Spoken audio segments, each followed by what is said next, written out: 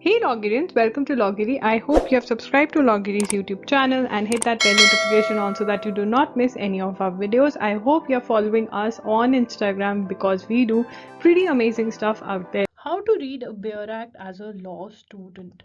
If you are a beginner at reading Bear Acts, you've never read Bear Acts, or you are trying to read Bear Acts but you're not able to, and you want to, then this video is meant for you. You might be an advocate, you are a law student who's preparing for judiciary, you're a law student who's enthusiastic about law and really want to, study law, you want to write articles, research papers, but you are not able to read Bear Acts, then this video is meant for you. Let's quickly dive into this video. Why reading Bear Acts is important. Reading Bear Act is important because Bear Act क्या होते हैं? Bear Act basically law as it is. Legislature ने जो law लिखा वो bear act में होता है एज इट इज. कोई भी एक्सप्लेनेशन किसी और ने ऐड नहीं करी होती, किसी ऑथर ने ऐड नहीं करी होगी उसमें, ठीक है ना, जैसे बुक्स के अंदर होता है. नो डाउट बुक्स के अंदर भी आप देखोगे कि जो बेयर एक्ट की प्रोविजन होती है वो इटैलिक्स में होगी या बोल्ड में होगी आपको बताने के लिए कि बेयर एक्ट है, but complete as it is bare act आपको बेयर एक्ट में ही मिलेगा, राइट. अब इसका बेनिफिट क्या है? देखिए, अगर आप लिटिगेशन में जाना चाहते हैं, प्रैक्टिस करना चाहते हैं, तो ऑब्वियसली आपको ये बेयर एक्ट ही इंटरप्रेट कर कर अपनी फेवर में लेकर आना है. आप जुडिशरी में जाना चाहते हैं तो एग्जाम में भी आपको अंडरस्टैंड करना है बेयर एक्ट, और जब आप जज बन जाओगे तब भी, लॉ फॉर्म में जाते हो तब भी. एक तो ये बात होगी कि बेयर एक्ट के साथ ही आपको बेयर एक्ट की ही स्टडी करनी है सारा टाइम, राइट. तो अगर लॉ स्कूल के अंदर हैबिट डाल लोगे, जितनी अर्ली हैबिट डाल लोगे उतना आपको ईजी लगेगा, ठीक है ना, क्योंकि धीरे धीरे करना पड़ेगा.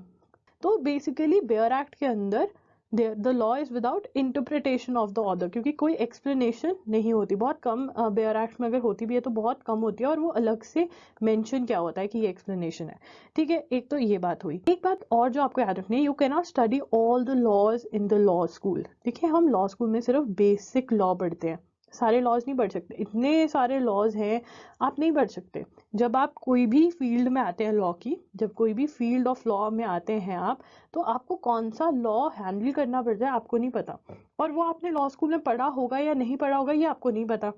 तो क्या चीज़ हेल्प करती है? अगर आप purpose of studying in law school क्या होना चाहिए आपका? To learn how to interpret law. अगर हम बेसिक लॉ जो है उसको इंटरप्रेट करना सीख लें, बेयर एक्ट पढ़ना लग जाएं, और हम जो बेयर एक्ट की लैंग्वेज है, बेयर एक्ट में क्या है, लीगल लैंग्वेज है, अगर हम लीगल लैंग्वेज को अंडरस्टैंड करने लग जाए, इंटरप्रेट करना सीख लें लॉ स्कूल के अंदर ही या बिगिनिंग ईयर्स ऑफ एडवोकेसी में ही, तो क्या बेनिफिट होगा? हमारे आगे जो मर्जी लॉ आ जाए, we'll understand, right.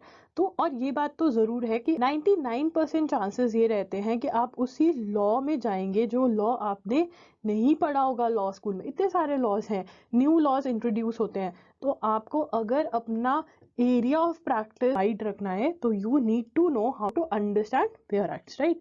If you learn to study bare acts you will prosper in each and every field of law.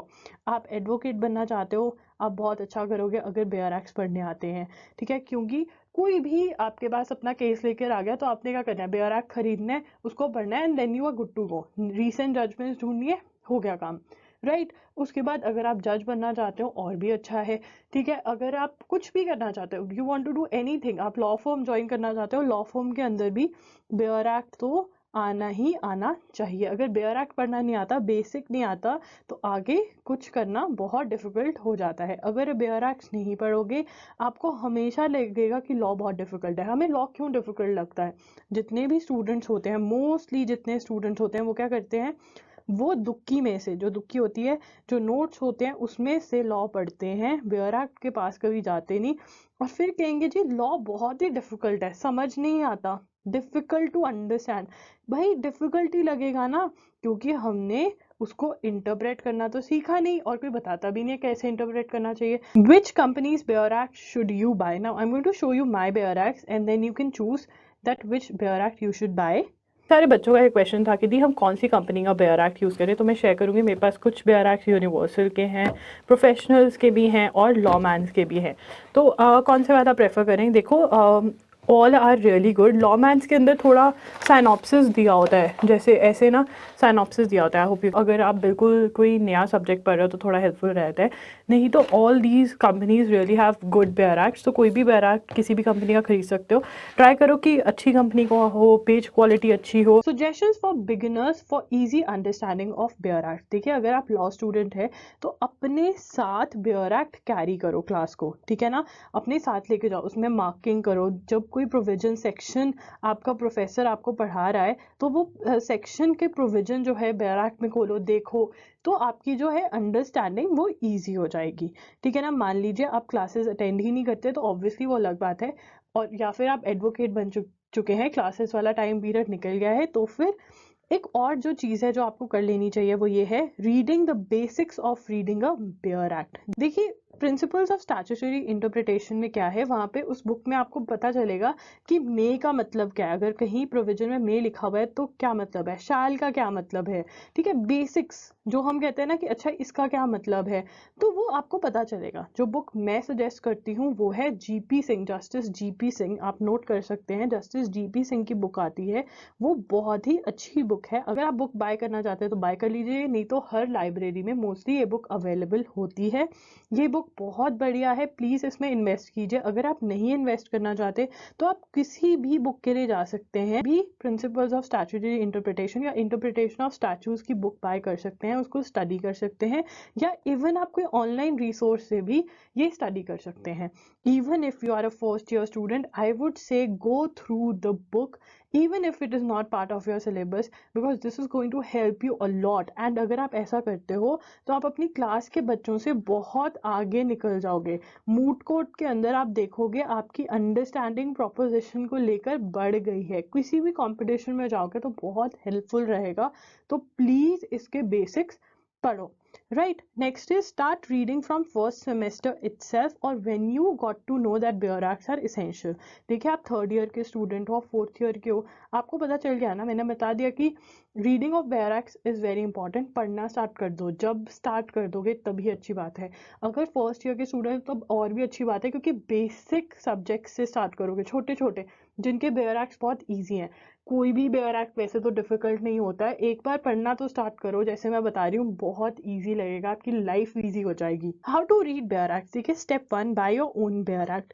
मैं बुक्स के लिए आपको कहती हूँ कि ठीक है आप लाइब्रेरी में से इशू करवा लो, नहीं बाय करनी है तो, बट बेयर एक्ट अपना बाय करो, बिकॉज ये एक इन्वेस्टमेंट है। उसके अंदर जो मार्किंग्स करोगे, जो एक्सप्लेनेशन लिखोगे, वो आपको आगे जाके हेल्प करेगी। तो बेयर एक्ट अपना बाय करो, सस्ते ही आते हैं, महंगे नहीं आते।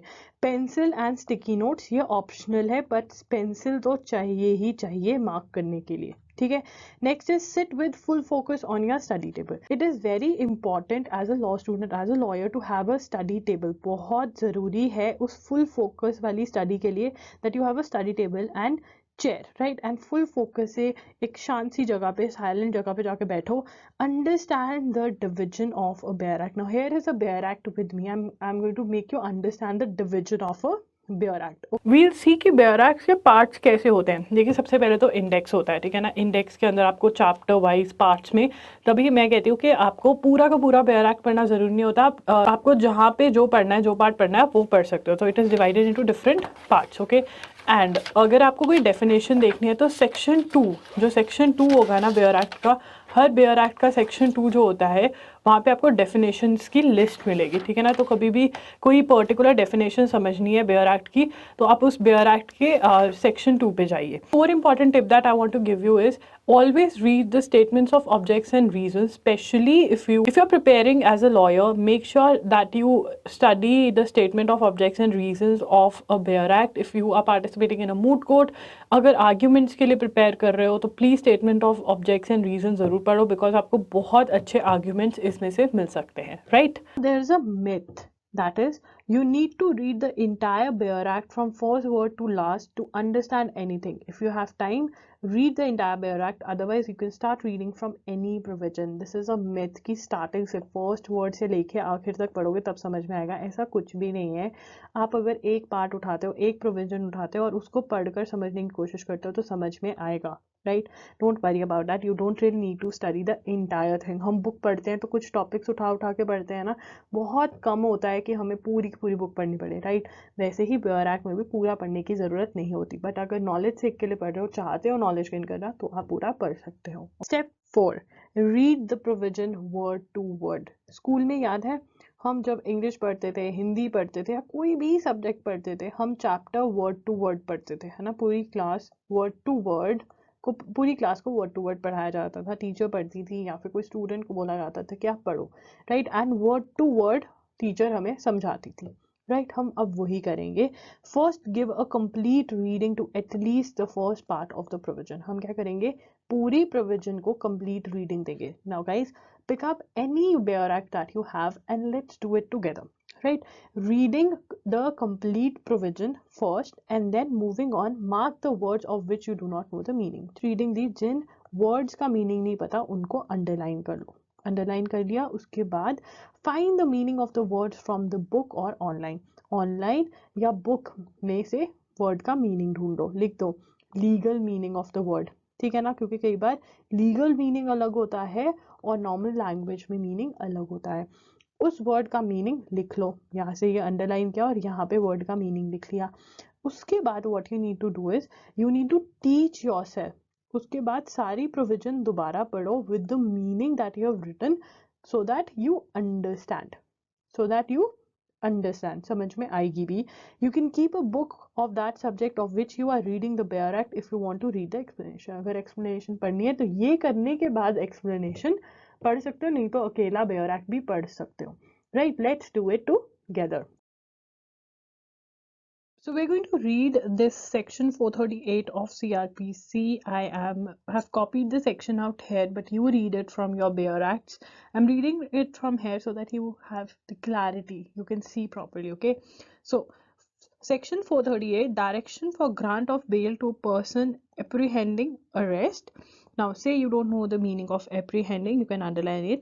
When any person has reason to believe that he may be arrested on an accusation of having committed a non-bailable offence, he may apply to the High Court or the Court of Session for a direction under this section, and that court may, if it thinks fit, direct that in the event of such arrest, he shall be released on bail.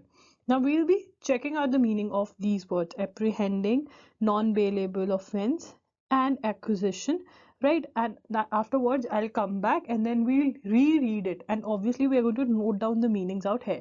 So quickly, you also, whichever Bear Act you have picked up, whichever provision you have read, let's find out the meaning and then get back to it, right?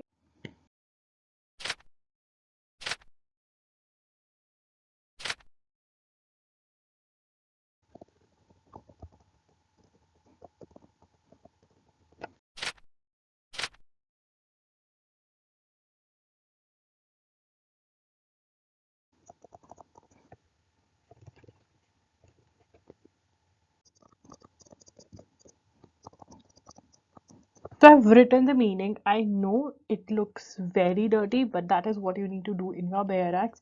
And in Bear Acts, there is more space. So now let's read it after marking the meaning, okay? Now it is direction for grant of bail to person apprehending arrest. Apprehending का मतलब arrest of a person who is suspected of committing a crime. Suspect है अभी, वो पता नहीं है कि commit किया है या नहीं, ठीक है ना। जो person को लग रहा है कि शायद मैं arrest हो जाऊं क्योंकि मैंने कोई लोगों को लग रहा है कि या पुलिस को लग रहा है कि मैंने कोई crime commit किया, ठीक है।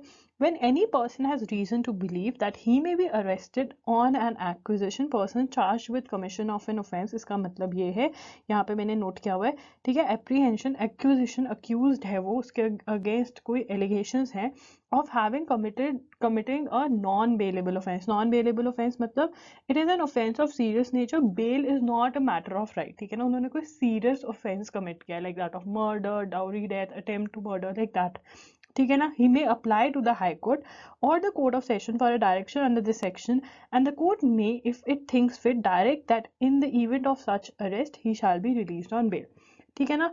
कि मतलब एप्रीहेंडेड, अभी अरेस्ट हुई नहीं है, उनको लग रहा है कि उनकी अरेस्ट हो जाएगी क्योंकि उनके अगेंस्ट सस्पेक्ट है, वो एक्यूजेशन है, एलिगेशन लगाई गई है कि उन्होंने कोई नॉन बेलेबल मतलब serious kind of offence commit किया है, ठीक है ना। अब अगर आप नॉन बेलेबल पढ़ोगे तो आपने देखा आप बेलेबल भी पढ़ लोगे, नॉन बेलेबल भी पढ़ लोगे, क्योंकि वो सब रिलेटेड है। Now did you see Finding the meaning. Now these words apprehending, accused, accusation, conviction, non-bailable, bailable, ये सब words criminal law IPC CRPC में बहुत पढ़ोगे। तो अगर आप एक बार इनके मीनिंग डिटेल में जाके समझ लोगे तो आप देखोगे कि आपके लिए पढ़ना, कोई भी क्रिमिनल लॉ पढ़ना बहुत इजी हो जाएगा, राइट? तो it is not that difficult, it is just that you have not done it, and more over या नॉर्मल लैंग्वेज नहीं लिखी होती। नॉर्मल मतलब the way of writing is little different, ठीक है ना? हम ऐसे नहीं लिखते व्हेन द हाई कोर्ट, और मतलब बहुत ही फॉर्मल वे ऑफ राइटिंग है। हम नॉर्मली बहुत फ्रेंडली वे ऑफ राइटिंग ढूंढते हैं, है ना?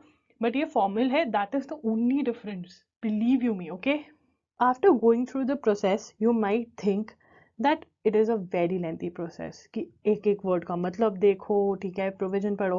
देखो, अगर आप कोई भी सब्जेक्ट, मान लीजिए क्रिमिनल लॉ का आपने बेयर एक्ट पढ़ लिया और ऐसे ही कम से कम 5 to 6 प्रोविजंस का भी मीनिंग अच्छे से देख लिया ना, जो अच्छी मेन इंपॉर्टेंट प्रोविजंस हैं, तो आप नोटिस करोगे कि जो बेसिक वर्ड्स हैं, बेसिक लीगल वर्ड्स हैं, उनका तो मीनिंग आपको पता चल ही जाएगा। देखिए, मोस्ट ऑफ द वर्ड्स का मीनिंग आपको पता होना चाहिए, बिकॉज लॉ एंट्रेंस एग्जाम में लीगल टर्मिनोलॉजी याद करवाते हैं, बट तब हम रट्टा मार लेते हैं, अभी मगाप तो आपको नहीं पता रहता है या याद नहीं रहता।